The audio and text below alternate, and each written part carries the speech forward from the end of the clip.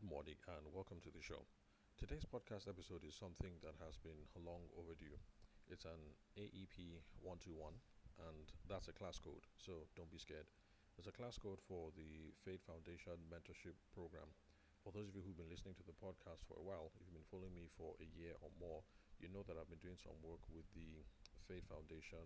Apart from providing content, I've also mentored about three cohorts right now, and my newest cohort is made up of four people, and it's an all female cohort, and it's something that I find really um, exciting and interesting. Well, first off, because I'm mentoring four people at the same time, so I'm experimenting with doing group mentoring sessions, and I'll see how that goes. Because in the past, trying to manage the previous cohorts on a one to one basis, especially when it comes to scheduling and managing calendars and that sort of thing, was becoming really difficult. So there's an experiment now to see if the group mentoring thing over WhatsApp is going to work, and it actually was a precursor to the WhatsApp sales clinic that I'm running, which is launching on the 27th of March. So I'll keep you guys posted and I'll let you know how things go. Now, um, our, at the first mentoring session that we had earlier in the month, we had some interesting things to talk about, and I figured that those of you who are listeners over here would also get some um, benefit in uh, tagging along for the ride. So we're going to explore some of the things that we discussed during the mentoring session. I mean, of course, things that are supposed to be private and confidential will be left out, like who their identities are, the projects that they're working on, except where I've gotten express permission to share those sorts of things. Yeah, so that's the backdrop. So let's just get into the show. So the first thing that we discussed was the evolution of a business idea. And the reason why that was absolutely important, from my own point of view anyway, is a lot of folks are getting ready to come into the business game, but with very little clarity about what it is that they are doing. So if you're a member of the Fade Foundation, I mean, if you're attending some of the classes that they offer, like these ladies are, is good because you start getting some structure and intent and thought behind how you're going to get into the business journey. Now, unfortunately, when you attend some of these classes, you get a lot of training on things like, let's see, presentation skills, what's it called? Business, what's that thing called? Not business map, business plan, business planning, finance, things like that. And they're all really important skill sets and knowledge bases to have. Except that if you don't have a coherent idea or map in your head about where you are now and where you're heading, sometimes this knowledge just kind of exists as a vacuum in your head. So it's absolutely important that when we're setting off in the business journey, we need to know how businesses evolve, how business ideas evolve, and we need to know where we are, because that is what determines the next step that we're supposed to take. Because the biggest challenge that a lot of us are going to face in business is because relative to where we are, we don't know what the next step is supposed to be. Now, most people are going to start off at the ideation stage, which is where you're trying to figure out what it is that you're going to do. That's where you sit down and you're pining about your passions and you think you're really good at baking, so you ought to be a baker, or you're good at painting or web design or whatever. And that's what the first stage is all about, trying to figure out what it is that you are supposed to do. Then the next stage is where the focus is all about market validation. And that's where, for those of you who have been listening to the podcast for a while, you are familiar with that idea already, so I don't have to go into much more detail. But the main occupation when we're talking about market validation, product market fit, minimum viable product, all those kinds of things, is we're trying to answer the question, is this business idea worth pursuing? So when you're done with the idea stage and you decide, I want to be a wedding photographer, or I want to be a professional architect because that's what I studied in school, we now have to move to the market validation stage. With my ideas around wedding photography, cake baking, kiddies supplies, event management, architecture, with all these ideas about what is unique that I want to bring to the table, is there a market out there? Are people going to pay me? So back to our example of when we were riffing on Madame Okidingbe, who wants to hire an architect to redesign parts of her factory. If you are one of those architects fresh out of school, you're done from University of Jos, you want to try out hyper modern designs in Nigeria and alternative building materials. And yes, these are not fancy stuff, because we do see some of these things, at least in Lagos and Abuja. In Lagos and Abuja, I'm aware of office complexes at the very least that have been built from shipping containers.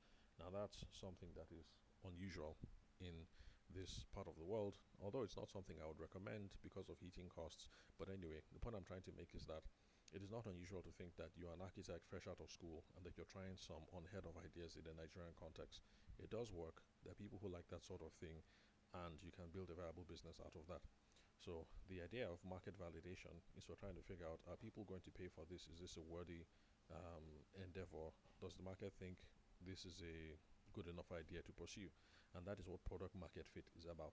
So the product in this case is avant-garde architecture services in Nigeria, or modern architecture services, or whatever it is that you want to call it. And sometimes the way that you do that is through trying to establish what a minimum viable product. Although people in the minimum in the tech space are the ones who usually try out this minimum viable product thing.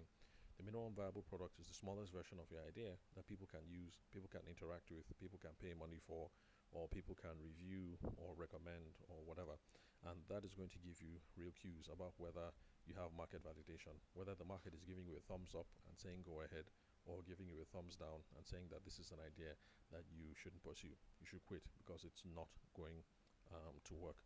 So in this case, for the architect, um, minimum viable product, maybe that will be that first project that you do for a small fee, or maybe for free, where you try to convert people's living residences into convert shipping containers into people's residences. Assuming you already find someone who has such a shipping container, then that's the focus. Minimum viable product. You're looking for the one unit shipping container that you can renovate into one unit living space. Now, some people are going to say, doesn't that mean working for free? Yes, there's a separate argument there. We can go into the benefits or the disadvantages, whether this is something you should pursue and whether it's applicable or good for all kinds of businesses, but that's a topic for another podcast. So, assuming that we remove all those practical issues out of the way, is it good to work for free or not? Minimum viable product in this case would be looking for somebody who has one container that you can convert to a living space. If it works, that is your case study to use on your Instagram, your website, your marketing material. That might be a source of referrals to other people. His testimonial or her testimonial can go up on the website, and etc. Blah blah blah. I've already given example over and over again about the wedding photographer who wants to pursue black and white photography exclusively.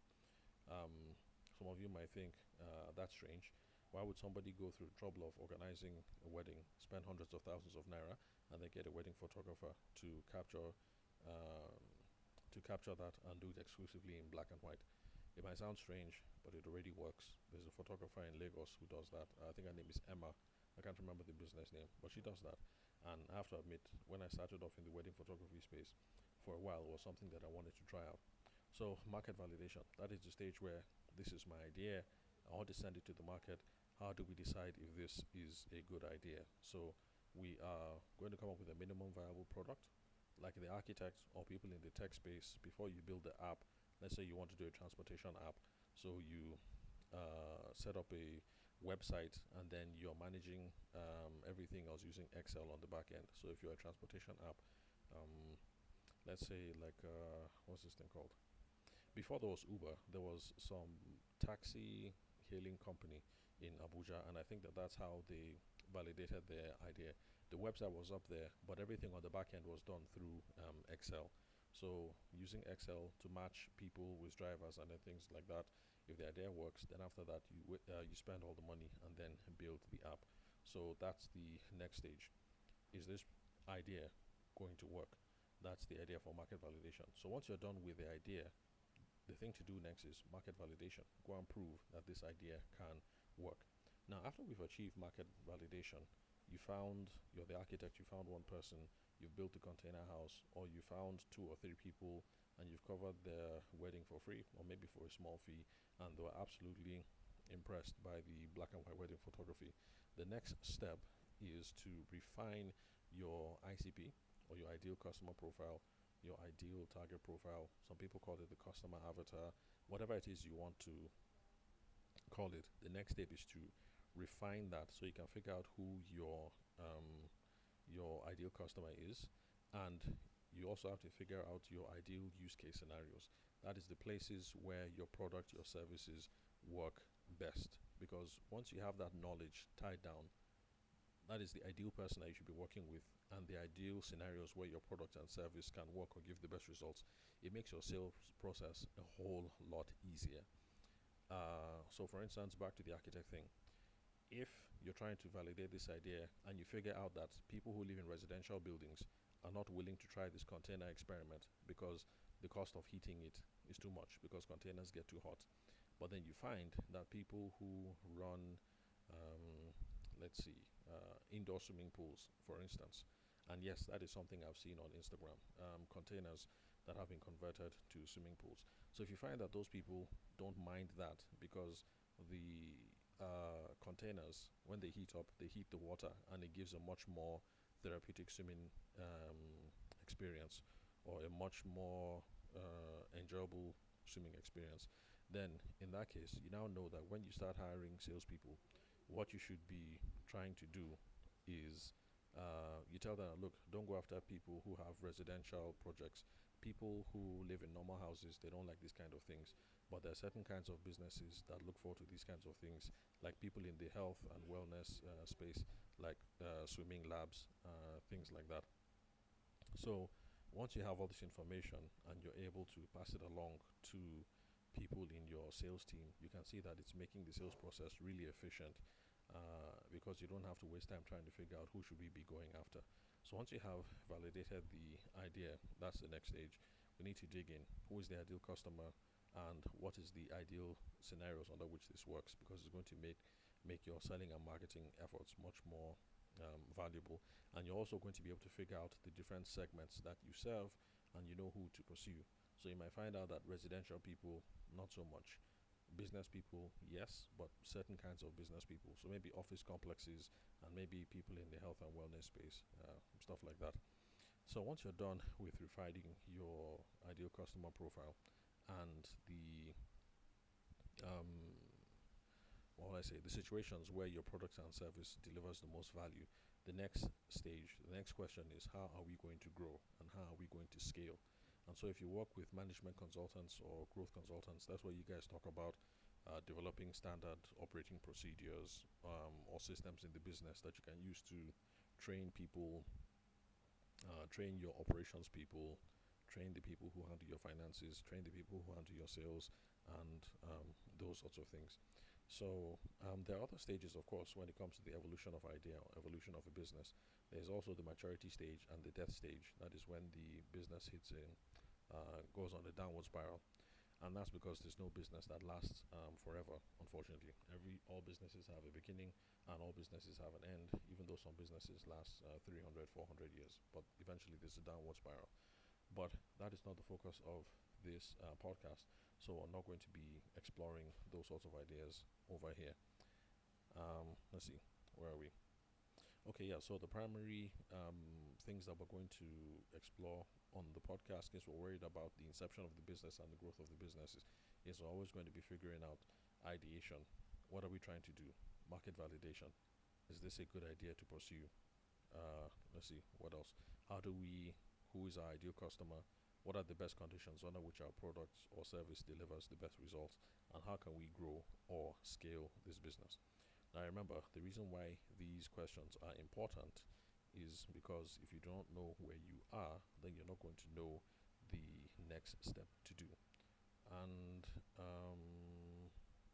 yeah, so that's it pretty much. Those are the sorts of things that we mucked around with in our first session with the Fate Foundation cohort. And the rest of the session pretty much just became asking specific questions so that each person is aware of where they are in their business journey. Are you just coming up with an idea? Are you trying to validate it? How do we know that we're running after the right people? And what are the things that we need to make it grow? Because that is the central bit. Those are the central questions that a lot of us are involved with on a day-to-day on a day to day in our business journey. So I think that's it for today. Thank you very much for catching me on this episode. I'll catch you guys at the next recording. And remember that the launch date for the sales clinic, which is going to be sales coaching delivered over WhatsApp, this is going to be a paid service launching on the 27th of March. If you're interested, uh, hit me up for details. So thanks for your time and attention. I'll catch you guys at the next recording.